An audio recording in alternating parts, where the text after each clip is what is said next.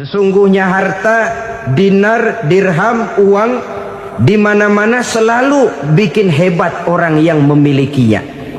Coba lihat, orang yang punya duit sama yang enggak punya duit, jangan gaya hidupnya, gaya jalannya aja lain. Bapak-bapak, ibu-ibu, saudara-saudara kaum muslimin rahimakumullah.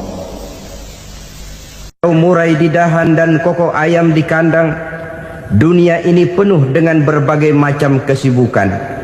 Sejak dari petani yang turun ke ladang, pedagang yang berangkat ke pasar, pelajar yang menuju sekolah, sampai kepada pegawai yang berangkat ke kantor, seluruhnya tidak lain untuk mencari sesuatu yang bernama bahagia.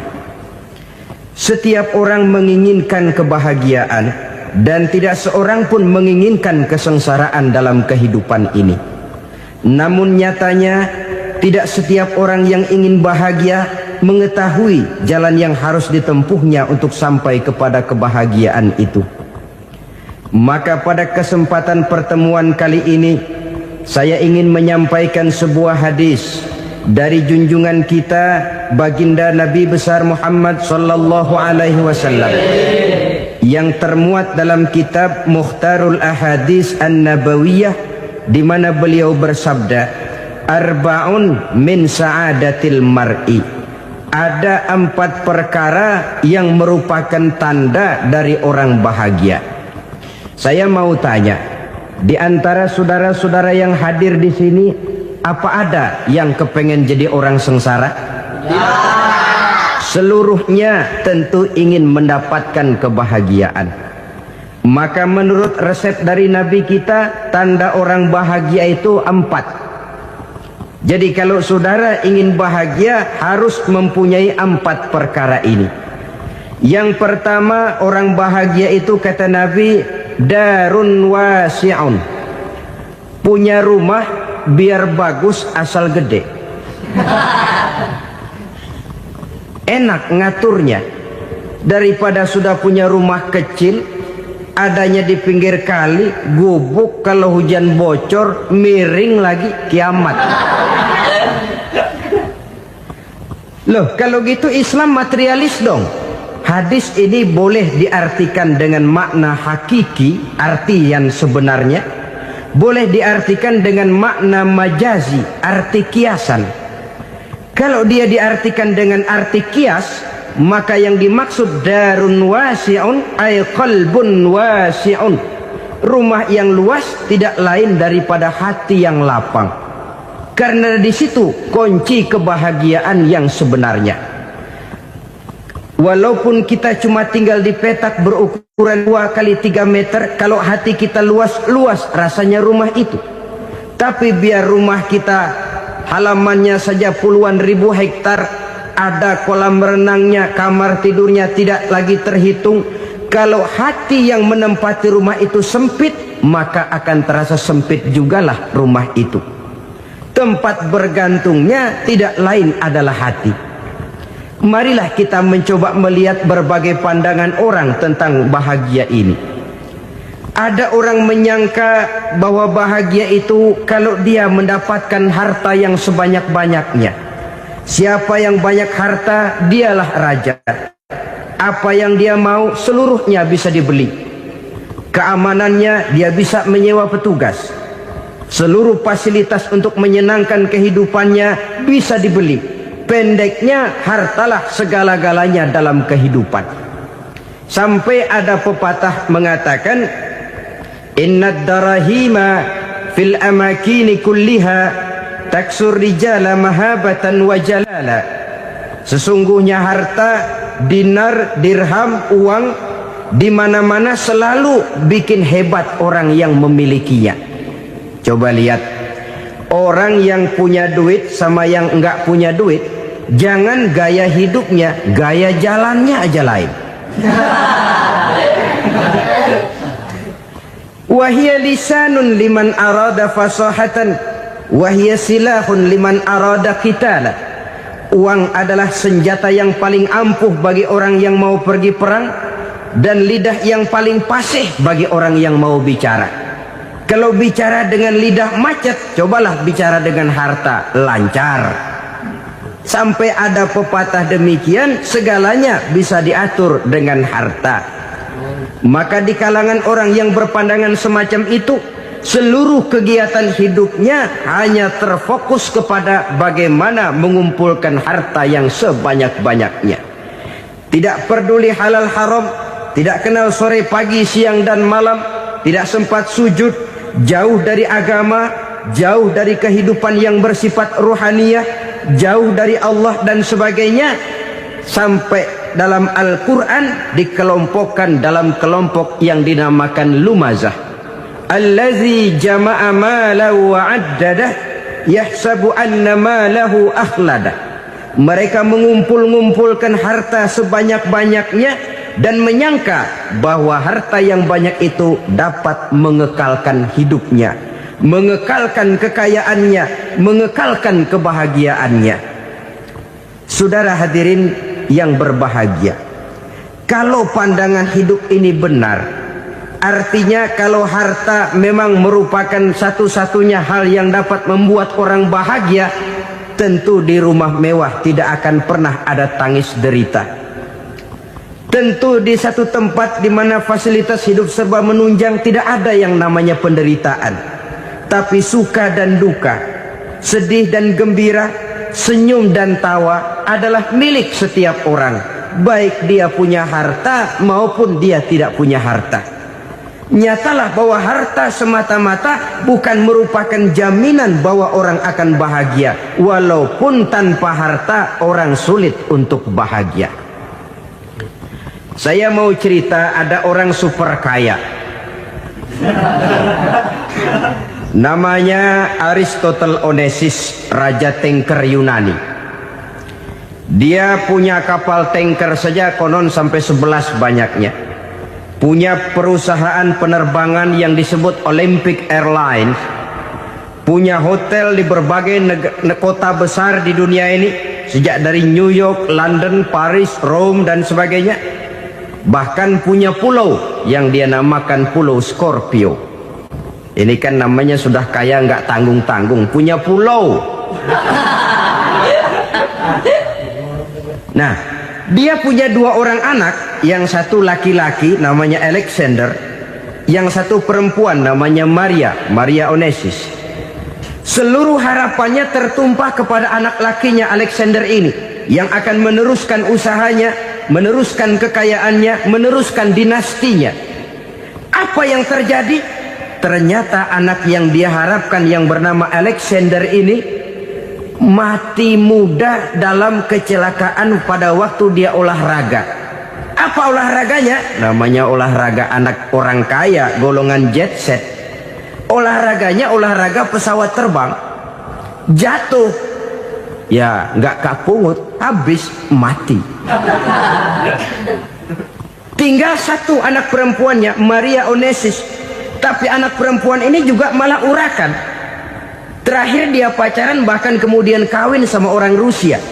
Rupanya Aristotle Onesimus ini broken. Kekayaannya yang berlimpah ruah, perusahaannya yang begitu banyak, siapa yang akan meneruskan? Siapa yang akan menggantikan? Sampai kemudian dia mengurung diri di Pulau Scorpio dan mati di sana secara mengenaskan. Seorang multi-jutawan, seorang yang super kaya, mati menyendiri di pulau sepi. Ibarat kata pepatah, anak ayam mati di lumbung. Bukan kekurangan makanan, keurugan makanan. Begitu kehidupan Aristotle Onesimus. Dan banyak orang-orang yang sudah demikian kaya sampai dibingungkan oleh kekayaannya sendiri. Telusurilah kehidupan David Rockefeller misalnya, Henry Ford misalnya, Adnan Khashoggi misalnya. Multi jutawan yang kadang-kadang dibuat keder oleh kekayaannya sendiri. Pantas ketika Imam Ali ditawarkan orang, "Ya Ali, kalau kepadamu disuruh pilih ilmu atau harta, kau pilih mana?" Ya jelas pilih ilmu dong. Kenapa? Pertama, ilmu kalau kita berikan kepada orang lain tambah. Tapi harta kalau kita berikan kepada orang lain kurang. Saudara punya uang 10.000, dibagi orang 5.000, jelas uang saudara berkurang. Tapi saudara punya ilmu, diberikan kepada orang lain bisa, saudara pun makin mantap. Tidak lantas jadi bodoh karena ngajarin orang. Saudara bisa Fatihah lalu mengajarkan orang Fatihah, orang bisa, saudara pun makin hafal. Tidak lantas setelah diajarin orang ilmunya hilang. Begitu datang dia minta orang, tolong ajarin saya Fatihah, udah habis, nggak ada.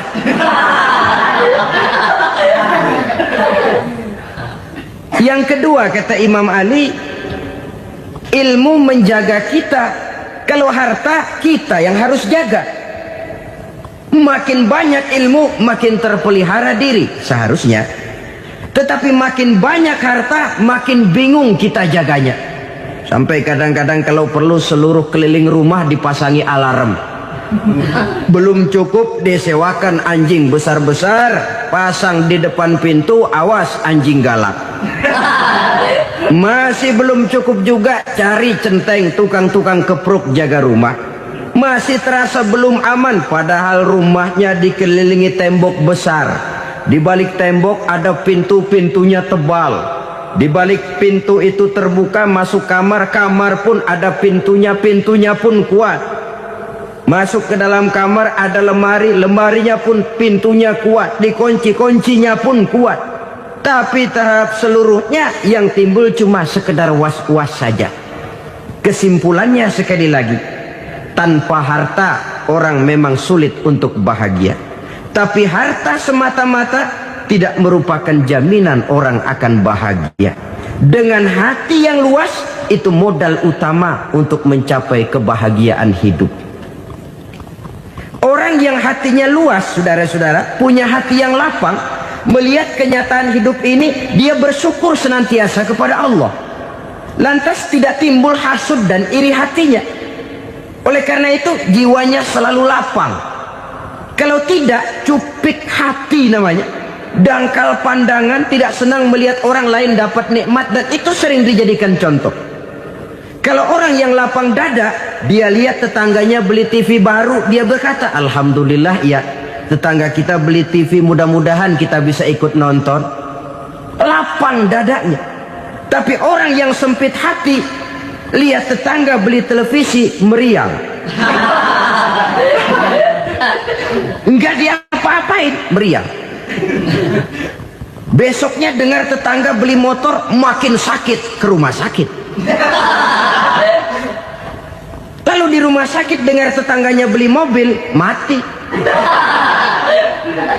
Disiksa oleh perasaannya sendiri. Orang kalau hati sudah sempit dalam hidup, kemanapun dia pergi, sempit rasanya medan kehidupannya.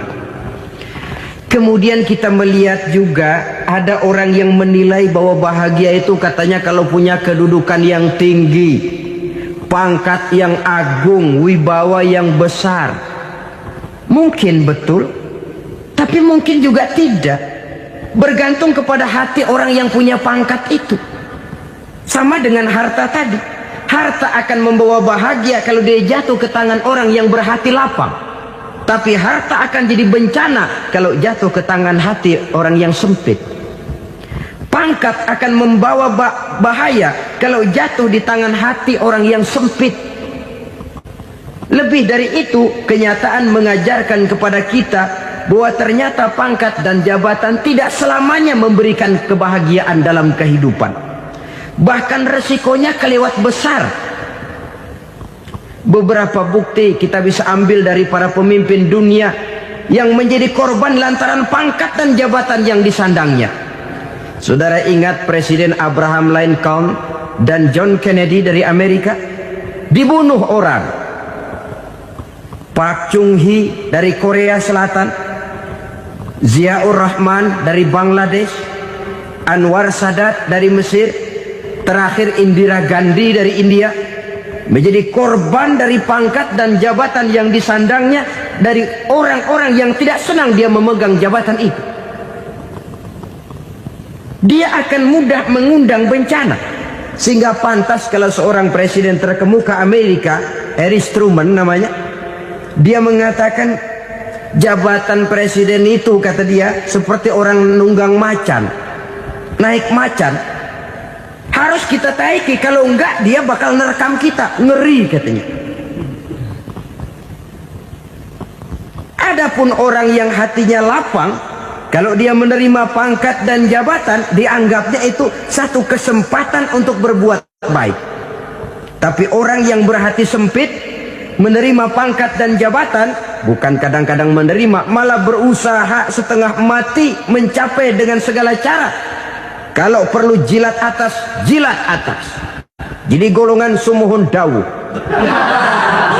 Jadi kelompok kulon nuwun, yes sir, yang kerjanya cuma oke bos.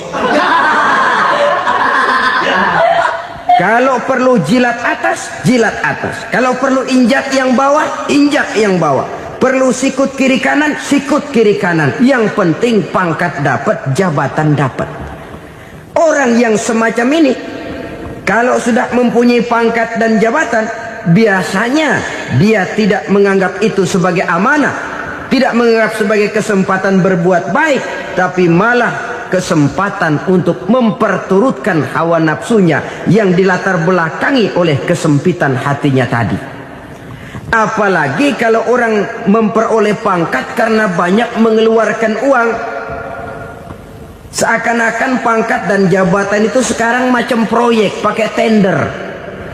Siapa yang berani bayar segini, naik. Nggak berani, minggir.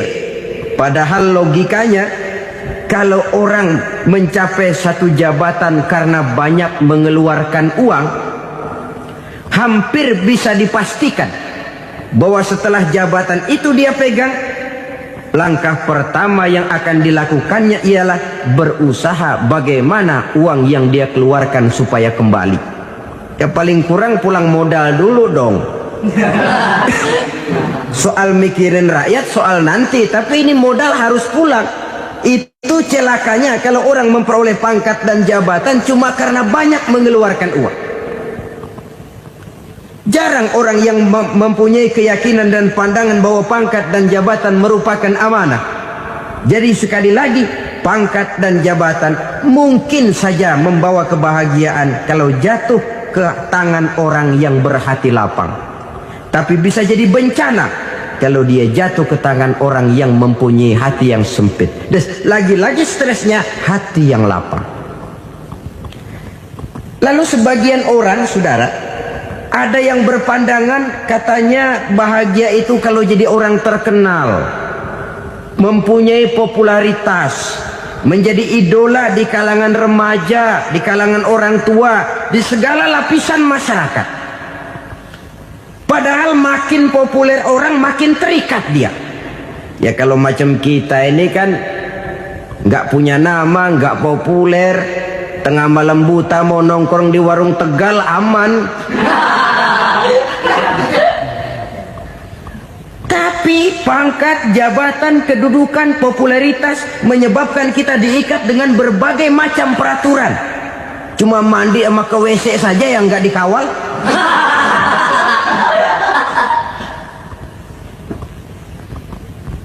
Benarkah popularitas, ketenaran membawa kebahagiaan? Mungkin. Ya, tapi mungkin juga tidak. Kenapa? Banyak orang-orang populer yang mengakhiri hidupnya secara tragis. Kita ambil beberapa nama. Di Amerika tahun 60-an ada bintang seksi paling terkenal yang dijuluki seks bom. Bom seks. Sampai sekarang jadi legenda, namanya Marilyn Monroe. Singkatan doublenya itu inisialnya MM, Marilyn Monroe. Terkenal top sampai dia mati tahun 62, namanya sekarang masih saja dibicarakan orang. Kenapa dia bunuh diri? Tidak punya hartakah dia? Banyak. Kurang populerkah dia? Seluruh dunia mengenalnya. Sejak rakyat kecil sampai pejabat tinggi dia punya hubungan. Kenapa? Jenuh. Dia terlahir dalam keadaan yatim. Setelah itu tidak lama dia berangkat remaja, ibunya meninggal. pindah dari wanita asuh ke wanita asuh sampai 12 orang ibu angkatnya. Dan kekecewaan yang paling parah, setiap laki-laki yang dekat dengannya hanya seperti kapal berlabuh, datang dan pergi silih berganti. Padahal dia merindukan seseorang yang bisa melindungi hidupnya. Dia rindukan itu dan dia tidak pernah menemukan. Itu yang akhirnya menyebabkan dia minum pil tidur kelewat dosis, minum obat tidur kebanyakan, ya tidur terus sampai sekarang.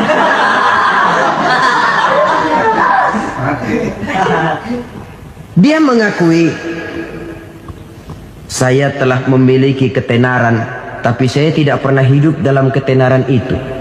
Saya pandai main sandiwara, tapi saya ingin hidup dalam alam yang real sebagaimana umumnya orang. Itu yang dia rindukan. Menyusul jejak yang namanya Marilyn Monroe ini, Billie Holiday, saudara kenal tentu, di rumah sakit dirawat.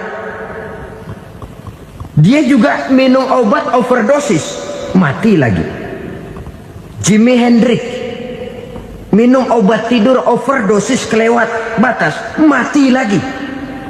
Lalu yang menghanyutkan diri di danau, Janis Joplin dan Brian Jones. Ini orang-orang populer, orang-orang terkemuka yang mengakhiri hidup secara tragis, bukan karena tidak terkenal, mungkin karena sudah saking terkenalnya. Contoh paling belakangan, Bruce Lee. Wah, ini tukang-tukang keprok tentu kenal siapa dia. Sampai sekarang pun tabir kematiannya masih merupakan misteri. Dan yang masih hidup juga menunjukkan gejala yang aneh. Michael Jackson, rumahnya di Beverly Hills itu dijaga sedemikian rupa, dan dia selalu curiga kepada setiap makanan harus steril, bersih dari segala macam kimia. Kemana dia pergi, itu tukang-tukang keprok sudah selalu menjaga dan mengawal, dan dia seakan takut menunjukkan mukanya yang asli. Hingga kalau tampil ke tengah di luar show, dia kadang memakai pakaian yang tidak menunjukkan dia yang sebenarnya, takut dikenali orang. Ternyata popularitas sering jadi momok yang meracuni kehidupan manusia. Oleh karena itu, benarlah junjungan kita pada saat beliau mengajarkan orang akan bahagia kalau dia mempunyai hati yang lapang. Nah, sekarang masalahnya untuk mendapatkan hati yang lapang, caranya bagaimana? Kita kembali kepada konsep Quran. Allah mengajarkan, ala inna bidzikrillahi tatmainnul qulub.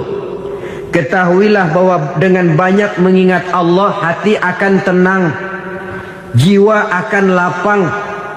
Dengan kata lain, dekat dengan agama, merasakan kehadiran Allah dekat dalam hidup. Itu muara pertama untuk mencapai hati yang lapang. Ala inna bidzikrillahi tatmainnul qulub. Jangan macam orang sekarang ingin mendapatkan ketenangan lalu tapak di puncak gunung, di gua-gua, di tempat sepi. Iyalah kalau nggak ada ular. Kalau tergigit ular berbisa, ketenangan belum, mati jelas itu. Islam positif untuk mendapatkan ketenangan. Ala inna bidzikrillahi tatmainnul qulubi. Bahwa ketahuilah bahwa dengan banyak mengingat Allah, hati akan tenang, jiwa akan lapang, nuansa pikiran akan luas. Karena yang namanya bahagia ada dimanapun manusia berada. Di kampung ada bahagia, di kota ada bahagia, di ngarai, di lembah, di gunung, di hutan, di lautan, di angkasa luar, dimanapun bahagia itu ada kalau kita bermodalkan hati yang lapang ini. Dan hati akan lapang kalau kita dekat dengan agama. Dekat dengan harta buat sementara hati mungkin tenang, tapi ketenangan yang relatif dan temporer. Apalagi orang tiap kali tambah harta, tiap kali tambah rencana. Itu wajar. Mungkin sebelumnya saudara berpikir, kalau punya duit 5.000 enak nih. Begitu punya duit 5.000, aduh sayang kalau 10.000 aja. Tiap Tiap kali tambah harta, tiap kali lain rencana. Makin banyak rencana, makin menjauhkan kita dari yang namanya ketenangan. Padahal ketenangan merupakan unsur utama untuk mencapai bahagia. Dan ketenangan itu bermuara dalam hati manusia. Tengoklah kehidupan ini. Orang yang banyak harta dengan orang miskin, berbedakah rasa sakit yang mereka tanggungkan? Rasanya tidak. Walaupun si kaya tidur di kasur empuk berselimutkan sutra mahal, sementara si miskin meringkuk di balai bambu yang keras dan kasar. Apabila maut datang, dia juga tidak pernah pilih bulu. Maut datang menjemput si kaya di singgasana keemasannya, dikelilingi oleh para pengasuh, dayang dan inang serta para pengawal. Dan maupun datang menjemput si miskin papa sehingga ia tergelepar di tepian jalan. Kedua-duanya bernama mati. Kalau nyata bahwa sakit yang ditanggung si kaya tidak beda dengan sakit yang ditanggung si miskin, bukan harta semata yang membuat orang bahagia. Hati yang tenang, jiwa yang lapang penuh kedamaian karena banyak berzikir dan mengingat Allah, itu merupakan modal utama untuk mencapai sesuatu yang bernama bahagia.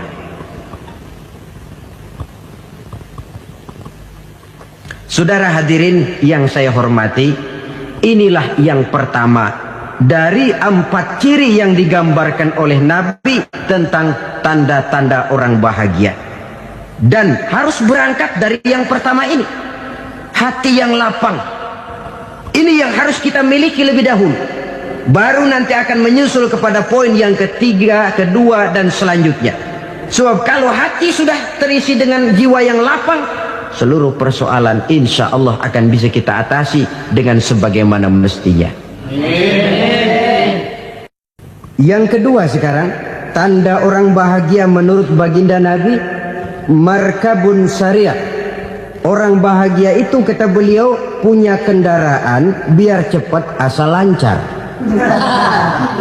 Artinya kemana dia mau pergi mudah. Apa maksud hadis ini? Kalau kita kaji lebih dalam, kendaraan itu kan alat transportasi. Transportasi tidak lain adalah usaha memudahkan komunikasi. Pindah dari situ kepada teori bahwa manusia adalah zon political, makhluk bermasyarakat yang tidak bisa memenuhi kebutuhan hidupnya secara sendirian. Kita memerlukan keberadaan orang lain dalam kehidupan ini. Untuk memakai baju saja kita sudah perlukan petani yang tanam kapas, pabrik yang memintal kapas jadi benang, pabrik yang menenun benang jadi kain, sampai kepada mesin jahit, sampai kepada tukang jahit. Itu cuma untuk memakai pakaian saja. Tidak seorang pun di antara kita yang sanggup memenuhi kebutuhan hidupnya secara sendiri. Kita perlu orang lain. Maka kebebasan dalam arti mutlak, kebebasan tanpa batas, itu tidak mungkin ada dalam kehidupan. Karena kita mengadakan yang disebut interaksi sosial. Setiap kegiatan kita tentu melibatkan orang lain. Menurut kita barangkali kita bebas jalan di jalan raya semaunya, tapi orang lain berkendaraan pun merasa bahwa ini ada juga jalan haknya, dan begitu selanjutnya. Oleh karena itu, maksud dari kendaraan yang cepat ini adalah khulata'uhu ma'as solihin. Lingkungan pergaulannya terdiri dari orang-orang soleh. Pergaulannya luas. Kemana dia pergi ada temannya. Kesulitannya ada tempat dia cerita. Dan kesulitan kalau sudah diceritakan kepada orang lain, taruh kata orang itu tidak bisa menolong, namun menceritakannya kepada orang yang kita percayai, kan paling kurang sudah mengurangi beban jiwa, mengurangi tanggungan batin, merasa masih ada tempat kita cerita. Maka lebih baik orang awam yang mau bergaul ketimbang orang setengah alim tapi ngunci pintu. Sebab nantinya akan timbul sikap picik, cupik pandangan, dan tidak luas menghadapi kenyataan dalam kehidupan ini.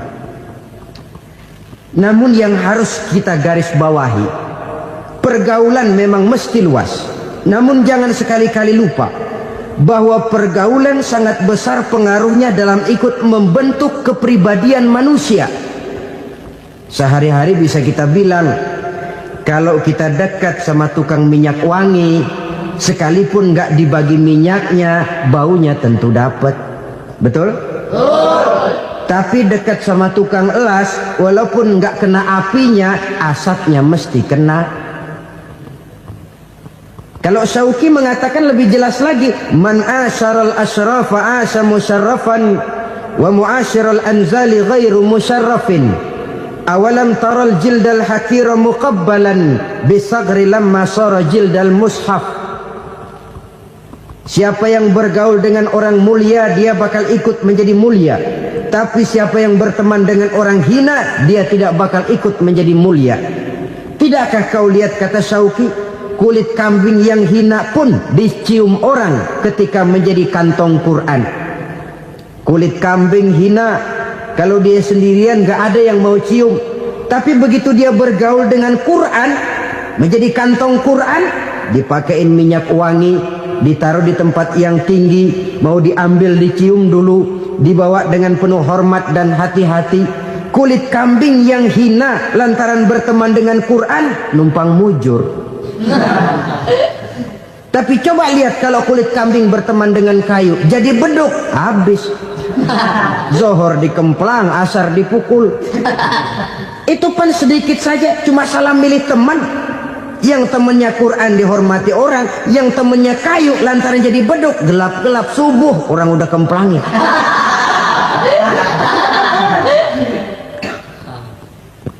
Maka terutama kepada adik-adik remaja yang masih mencari identitas diri, yang ibarat kaset masih kaset kosong, mudah diisi oleh apapun, pandai-pandailah memilih teman dalam bergaul. Karena banyak orang yang tadinya baik-baik, ketika terseret dalam pergaulan dengan orang yang tidak baik, kebaikannya menjadi lentur dan luntur. Tapi berapa banyak bajingan-bajingan tengik, orang-orang yang berlumur noda dan dosa, tiap hari melakukan maksiat, namun bergaul dengan orang yang baik-baik, pada akhirnya sedikit demi sedikit beringsut dan berangsur dia terbiasa mengikuti kebaikan-kebaikan. Saya tekankan ini kepada remaja karena mereka masih mencari identitas diri. Apa yang mereka lihat mereka mau, apa yang mereka dengar mereka ingin tahu. Coba lihat kehidupan remaja. Pulang nonton film Rambo, pengen jadi Rambo, gagah, maunya belekai melulu.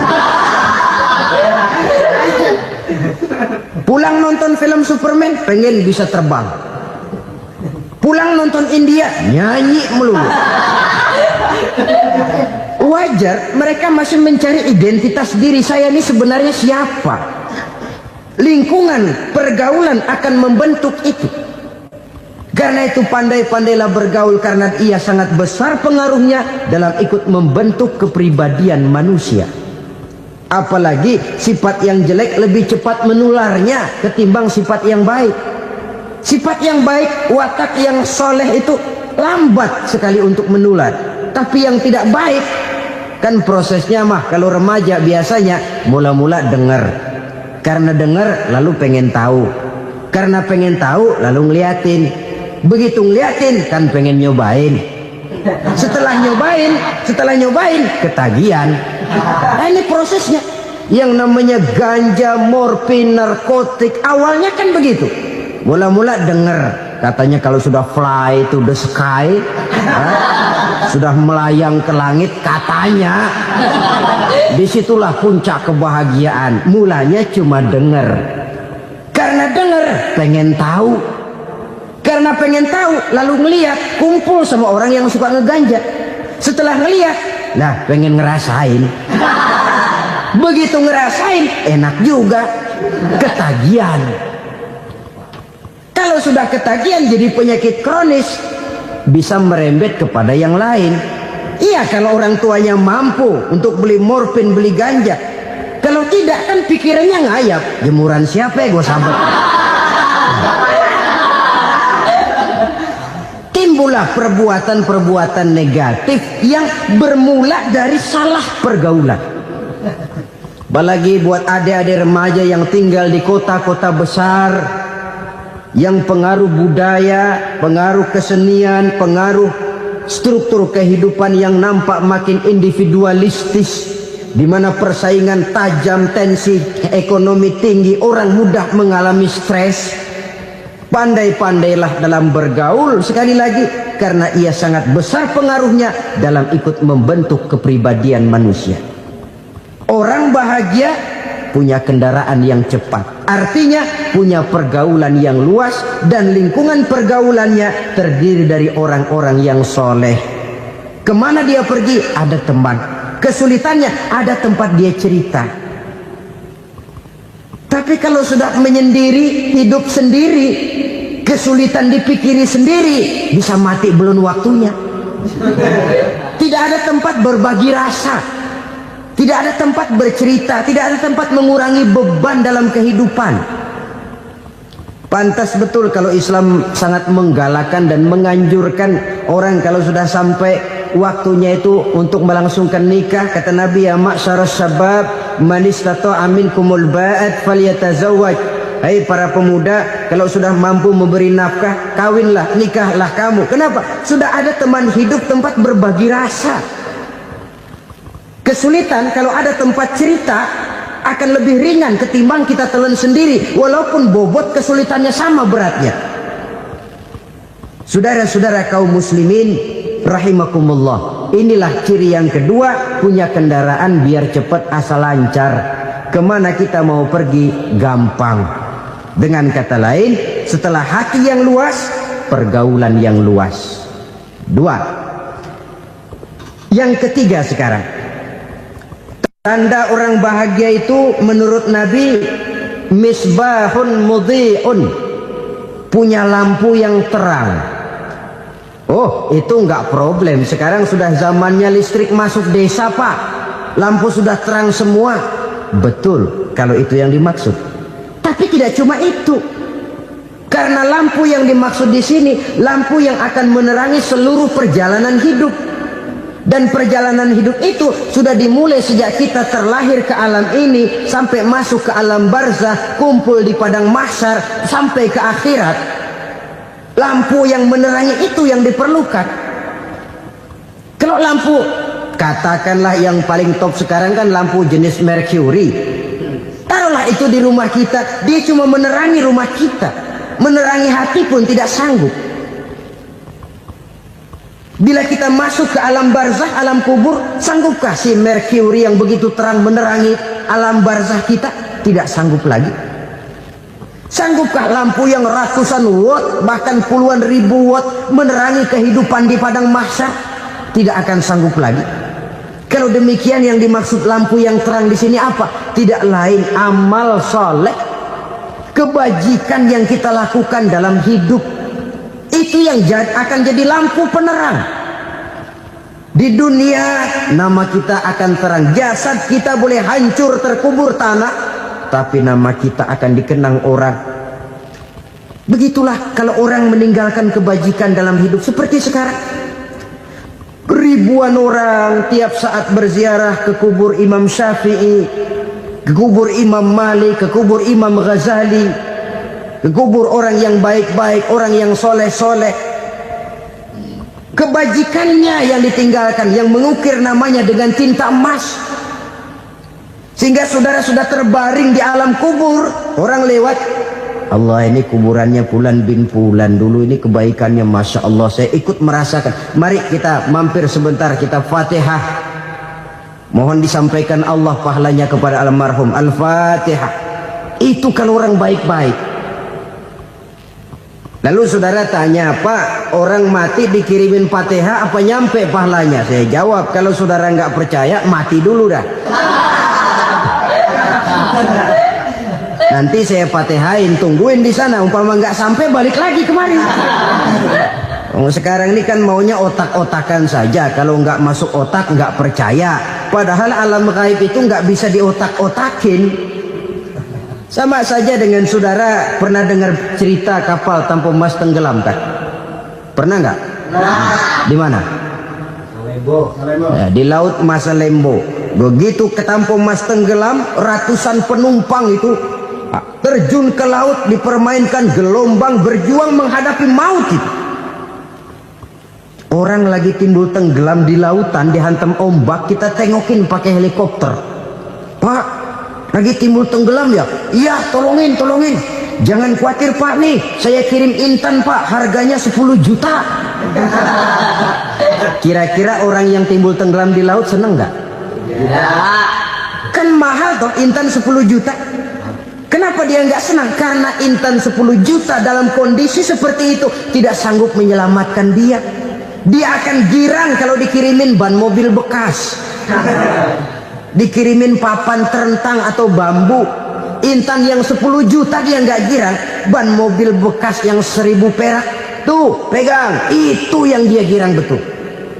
Inilah sebabnya Nabi berkata, mal mayyitu fi qabrihi illa kal ghariqil mutaghawwis. Orang yang meninggal di alam kuburnya seperti orang timbul tenggelam di lautan. Yantaziru da'watan min ahli, menunggu doa dari keluarganya yang masih hidup. Duh, bapak saya sudah meninggal, saya sayang benar sama dia. Kirimin kulkas ke kuburannya Itu sama saja dengan tadi orang tenggelam di lautan dikirimi intan yang harganya 10 juta, ndak sampai. Begitulah kalau kebajikan yang kita tinggalkan dalam hidup, sudah mati pun kubur kita masih diziarahi orang. Tapi kalau jahat yang kita tinggalkan, boro-boro lah orang mau doa lewat dekat kuburan kita juga serem. Tuh bajingan no, dulu mati dipendem di situ tuh. Jangan lewat situ, ntar kesurupan, jangan. Lewat saja orang ngeri. Konon lagi membacakan Fatihah dan mengirimkan doa. Hidup pada hakikatnya adalah kesempatan untuk berbuat baik. Maka sekali kesempatan itu diberikan, manfaatkan dengan sebaiknya. Sebab kesempatan kedua tidak akan pernah ada. Kesempatan berbuat baik di sini, di akhirat sudah pembalasan namanya. Sekali kesempatan itu dicabut, dia tidak akan pernah dikembalikan lagi. Kata Iqbal, hidup tidak mundur ke belakang, Bung. Berhenti diinjak orang, mundur hancur. Tidak ada kata mundur dalam hidup ini. Berhenti diinjak orang, mundur kecebur. Tidak ada kata lain, harus maju dalam kehidupan dalam artian yang positif. Hidup adalah kesempatan untuk mengumpulkan kebajikan yang sebanyak-banyaknya. Di situ nilai daripada manusia. Sekarang ini memang nggak kelihatan kok, orang yang banyak pahala sama yang banyak dosa nggak kelihatan kok. Barangkali kalau habis bikin dosa palanya pada benjol, mungkin orang takut sama dosa. Tapi sekarang sama saja, orang yang banyak dosa dengan yang nggak banyak dosa jalan bareng dari belakang, sama, nggak kelihatan beda. Tapi ada waktunya di mana pahala memegang peranan, di mana dosa diperlihatkan. Sama saja kalau kita bawa mobil siang, lampu kan nggak begitu berfungsi. Apa lalu bilang, alah ini lampu berat-beratin, copot-copotin aja dah. Tidak perlu begitu. Kenapa? Pada suatu saat malam senja akan datang. Bila matahari terbenam, senja pun datang, gelap mulai merayap, disitulah baru terasa perlunya lampu. Pahala begitu. Sekarang orang yang nggak ada pahalanya nggak kelihatan dalam kehidupan. Tapi pada suatu saat senja kehidupan akan datang. Ajal merenggut nyawa, malam merayap, dan hidup mulai diliputi kegelapan di alam barzah. Dikala itu kalau nggak punya lampu, alangkah malangnya kita. Sebab amal yang baik, kata Nabi, di alam barzah itu akan diciptakan menjadi perempuan yang cantik menemani kita. Amal yang jahat akan menjadi orang yang paling jelek nemenin kita. Sudah di tempat gelap yang nemenin jelek.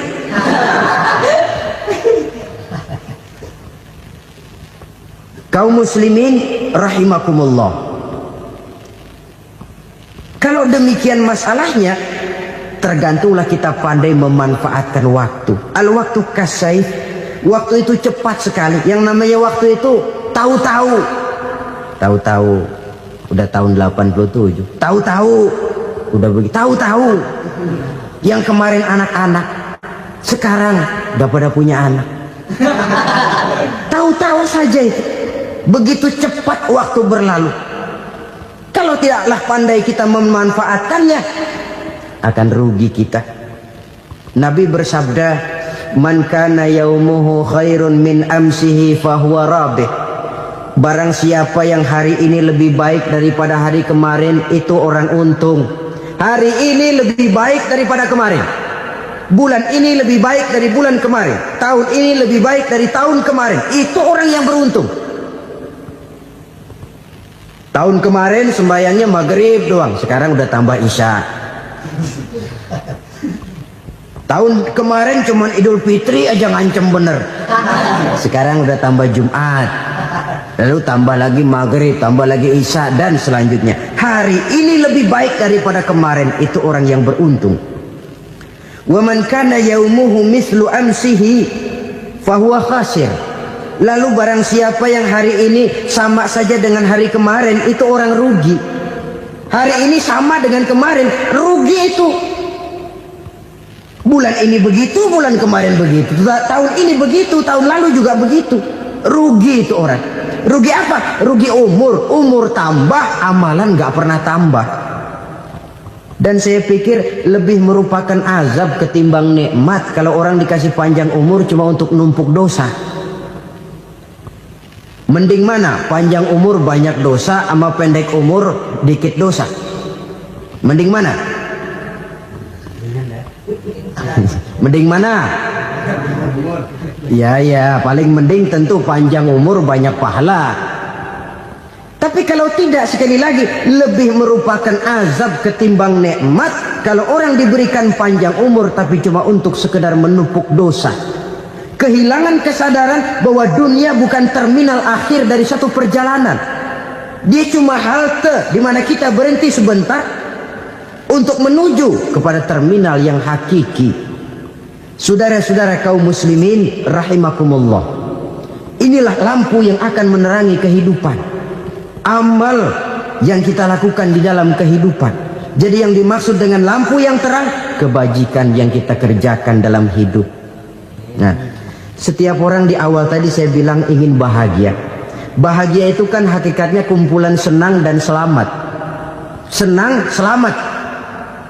Apa bedanya? Senang tapi tidak selamat, nggak bahagia. Selamat tapi nggak senang, nggak bahagia orang. Contoh, kalau orang korupsi, duitnya banyak, senang dia, tapi keselamatannya. Ada tentara baris di samping rumahnya udah bingung, padahal tentara latihan. Tentara cuma latihan, dia bingung. Senang, tapi karena keselamatannya tidak terjamin, dia tidak bahagia. Sebaliknya pegawai negeri jujur benar, cuma segaji-gajinya, selamat nggak korupsi, tapi melarat, ya nggak bahagia juga, kurang senang. Kesenangan dan keselamatan untuk dunia saja, ya sekali lagi, kalau cuma sekedar untuk dunia saja, bisa dibeli pakai uang. Bisa dibeli pakai uang. Saudara ingin selamat, bisa dibeli pakai uang. Saudara ingin senang, bisa dibeli dengan uang. Tapi setelah mati, masuk ke alam barzah, habis kekuasaan uang. Nggak bisa lagi beli keselamatan pakai uang. Tidak mungkin lagi membeli kesenangan dengan uang. Di situ pahala yang megang peranan. Makin banyak pahala, makin banyak saham untuk membeli kesenangan dan keselamatan, untuk memperoleh yang namanya bahagia. Dan jangan lupa loh, di alam barzah kita nggak sebentar, menunggu datangnya kiamat. Loh iya, kalau kita begitu dikuburin terus kiamat datang, untung. Tapi kalau masih harus 1000, 2000, puluhan ribu tahun yang akan datang, dalam satu penantian yang begitu lama, tanpa saham untuk memperoleh kebahagiaan, satu kemalangan yang tidak ada pernah putus-putusnya.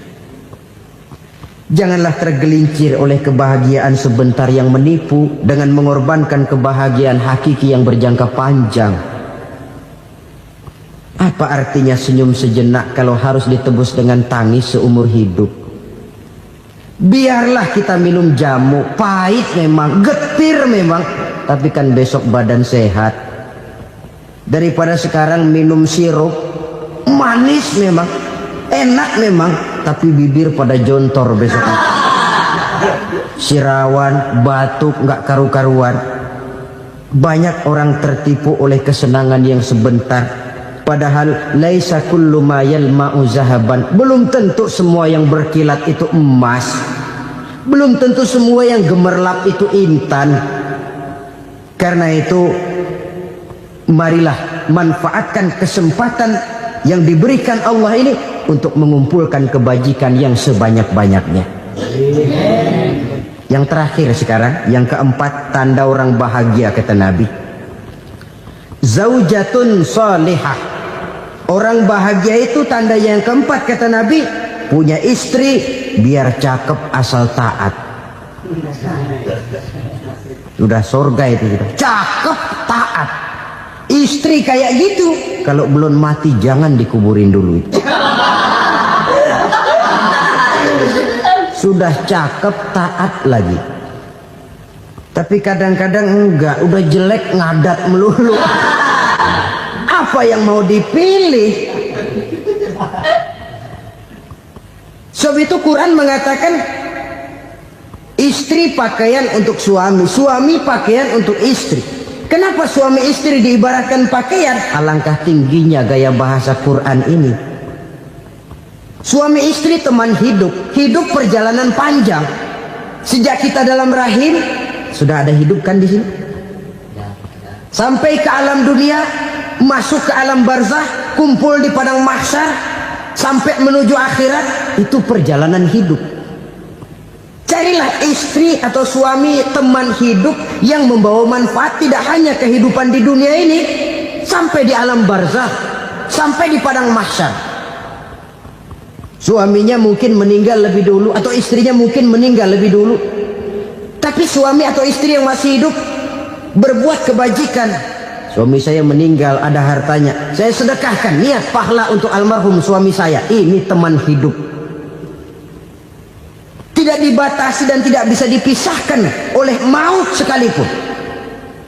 Zohirnya mungkin pisah, badannya mungkin pisah, tapi hatinya, jiwanya, kebersamaannya dalam menghadapi kehidupan. Karena itu, saudara-saudara, bahasa Quran indah. Suami istri diibaratkan seperti pakaian. Apa fungsi pakaian? Pertama, pakaian jadi kebanggaan. Artinya suami harus menjadi kebanggaan istri, istri harus jadi kebanggaan suami. Yang kedua, pakaian itu kan fungsinya menutup aurat. Artinya sesama suami istri harus saling menjaga kekurangan masing-masing. Jangan malah sesama suami istri saling membongkar rahasia dan aibnya sendiri-sendiri. Istrinya diceritain jeleknya di mana-mana, atau suaminya dibongkar rahasianya di pasar umum. Itu sudah tidak lagi berfungsi sebagai pakaian. Kenapa semua ini diperlukan? Karena kita menyadari bangsa yang baik terdiri dari masyarakat yang baik. Masyarakat yang baik merupakan susunan dari warga yang baik. Warga yang baik adalah terdiri dari rumah tangga yang baik. Dan rumah tangga yang baik merupakan susunan dari pribadi yang baik. Dari situ langkah dimulai. Membangun satu bangsa yang baik diawali dengan membangun rumah tangga yang baik, dengan menciptakan pribadi-pribadi yang baik. Sehingga dari sini diharapkan berkembanglah nilai-nilai kebaikan. Orang akan bahagia mempunyai istri yang soleh. Kenapa? Tidak ada seorang suami bisa sukses jadi apapun dia, apapun profesinya. Dokterkah, kiaikah, mubalikah, petanikah, pengusahakah, pejabat tinggikah, tidak ada seorang suami yang bisa sukses tanpa peran serta istrinya. Walaupun memang peranan itu tidak begitu kelihatan, tapi sangat menentukan. Karena itu, saudara hadirin yang saya hormati, Islam sangat menghargai kaum wanita, memberikan kedudukan yang tinggi sepanjang tidak mematikan kodrat kewanitaannya. Nah, kalau sudah kesuksesan ini diawali dari rumah tangga, karier di masyarakat mudah untuk dikejar. Tapi keberantakan di rumah tangga merupakan kegagalan pertama di tempat lain. bapak-bapak, ibu-ibu, saudara-saudara kaum muslimin rahimakumullah. Murai di dahan dan koko ayam di kandang, dunia ini penuh dengan berbagai macam kesibukan. Sejak dari petani yang turun ke ladang, pedagang yang berangkat ke pasar, pelajar yang menuju sekolah, sampai kepada pegawai yang berangkat ke kantor, seluruhnya tidak lain untuk mencari sesuatu yang bernama bahagia. Setiap orang menginginkan kebahagiaan, dan tidak seorang pun menginginkan kesengsaraan dalam kehidupan ini. Namun nyatanya tidak setiap orang yang ingin bahagia mengetahui jalan yang harus ditempuhnya untuk sampai kepada kebahagiaan itu. Maka pada kesempatan pertemuan kali ini, saya ingin menyampaikan sebuah hadis dari junjungan kita baginda Nabi besar Muhammad sallallahu alaihi wasallam yang termuat dalam kitab Mukhtarul Ahadis An-Nabawiyah, di mana beliau bersabda, arba'un min sa'adatil mar'i. Ada 4 perkara yang merupakan tanda dari orang bahagia.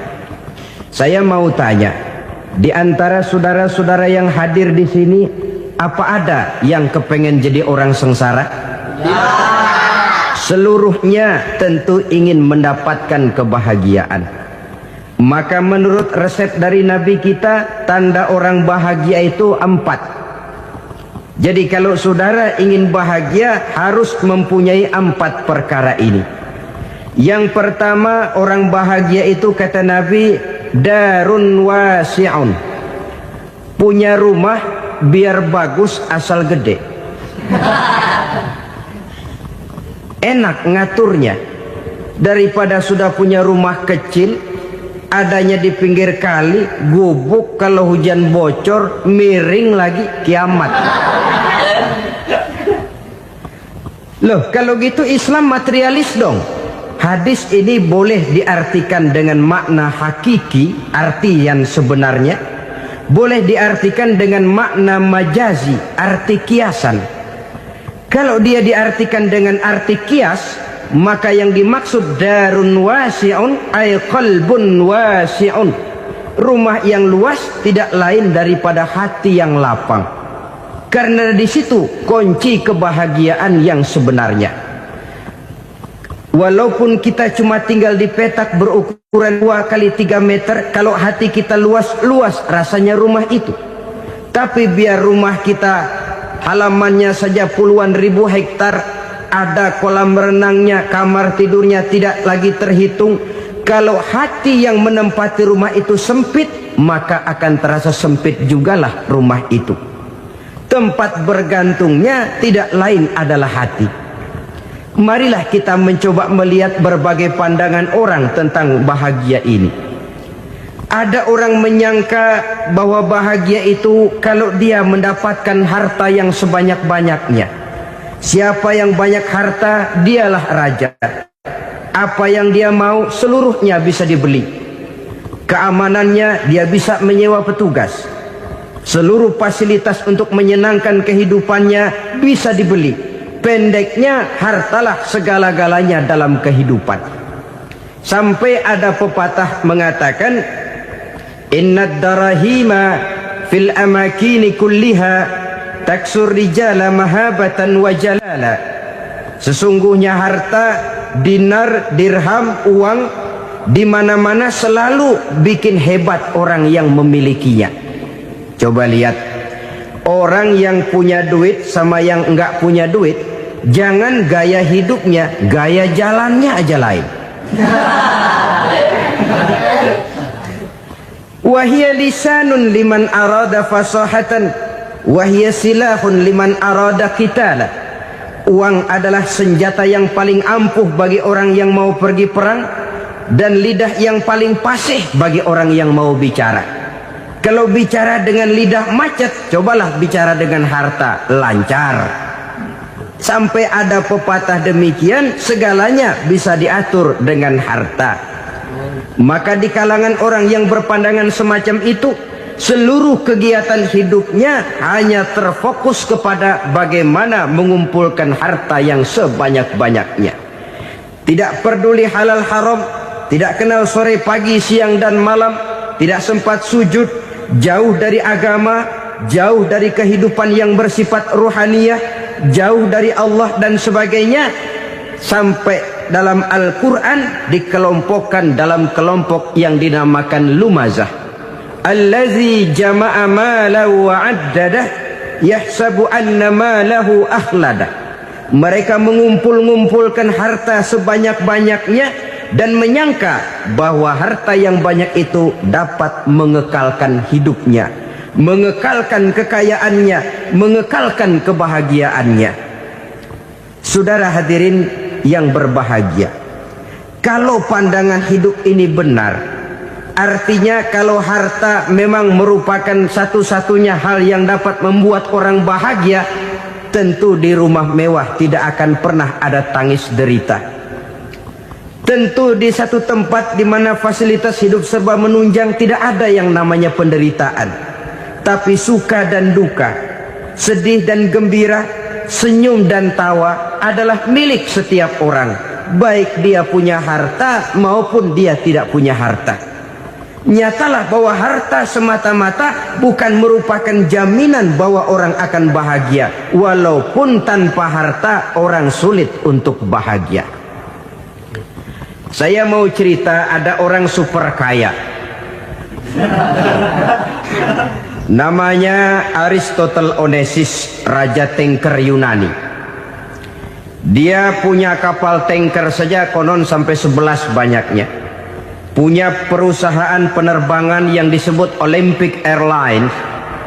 Punya hotel di berbagai kota besar di dunia ini, sejak dari New York, London, Paris, Rome dan sebagainya. Bahkan punya pulau yang dia namakan Pulau Scorpio. Ini kan namanya sudah kaya nggak tanggung-tanggung, punya pulau. Nah, dia punya 2 orang anak, yang satu laki-laki namanya Alexander, yang satu perempuan namanya Maria Onesimus. Seluruh harapannya tertumpah kepada anak lakinya Alexander ini, yang akan meneruskan usahanya, meneruskan kekayaannya, meneruskan dinastinya. Apa yang terjadi? Ternyata anak yang dia harapkan yang bernama Alexander ini mati muda dalam kecelakaan pada waktu dia olahraga. Apa olahraganya? Namanya olahraga anak orang kaya, golongan jet set. Olahraganya olahraga pesawat terbang. Jatuh, ya nggak kapungut, habis mati. Tinggal satu anak perempuannya, Maria Onesimus. Tapi anak perempuan ini juga malah urakan. Terakhir dia pacaran, bahkan kemudian kawin sama orang Rusia. Rupanya Aristotle Onesimus ini broken. Kekayaannya yang berlimpah ruah, perusahaannya yang begitu banyak.